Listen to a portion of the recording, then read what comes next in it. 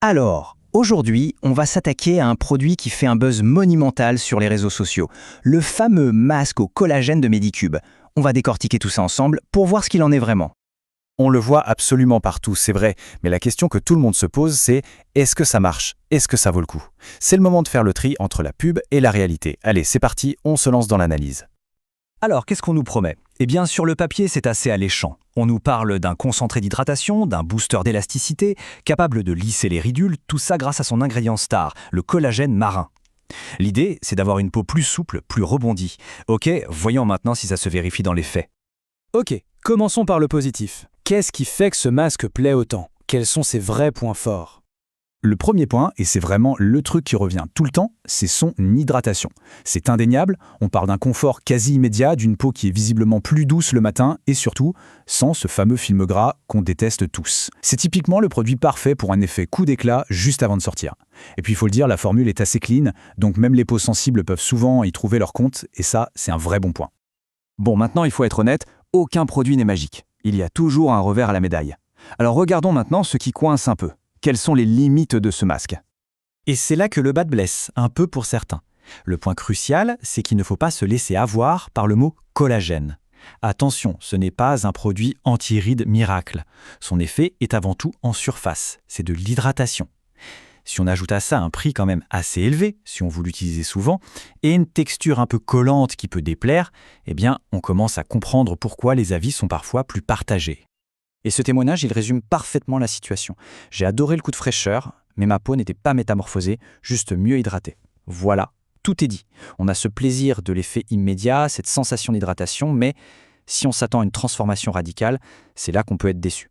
C'est vraiment toute la subtilité de ce produit. Ce tableau, il est super clair pour résumer le tout. C'est vraiment un jeu de compromis. D'un côté, on a une formule douce, super pour les peaux sensibles. De l'autre, elle n'est pas assez costaud pour s'attaquer aux rides profondes. La texture, pareil. Certains adorent parce que c'est léger, d'autres trouvent que ça colle. Et le prix? Bon, pour essayer une fois, ça va, mais si on veut l'intégrer dans sa routine, ça devient vite un sacré budget. Au final, le constat est simple. C'est un excellent masque pour s'hydrater, mais ce n'est pas un soin anti-âge de choc. Alors, au final, quel est le verdict? On achète ou pas? On va essayer de synthétiser tout ça pour y voir plus clair. Eh bien, en fait, tout dépend de ce qu'on recherche. Si le but, c'est un gros boost d'hydratation, un effet glow immédiat pour une soirée, ou si on a une peau sensible qui a besoin de douceur, alors là, oui, c'est un super produit. Par contre, si l'objectif numéro 1, c'est de combattre les rides installées, ou si le budget est un peu serré, il y a sans doute des choix plus judicieux à faire. Et toute cette histoire, ça nous amène à une question un peu plus large. Et si, pour le collagène, la solution n'était pas de le mettre sur la peau, mais plutôt de l'avaler? C'est une toute autre approche qui est intéressante à explorer. L'idée ici, c'est de changer complètement de stratégie.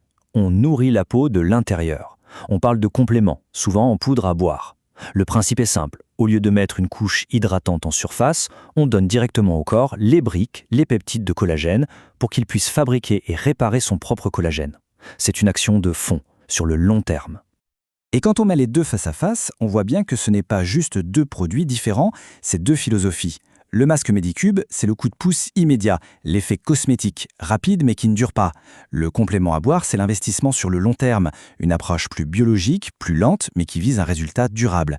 C'est vraiment le soin ponctuel contre la routine de fond. Évidemment, en termes de coût à l'usage, ça n'a rien à voir non plus.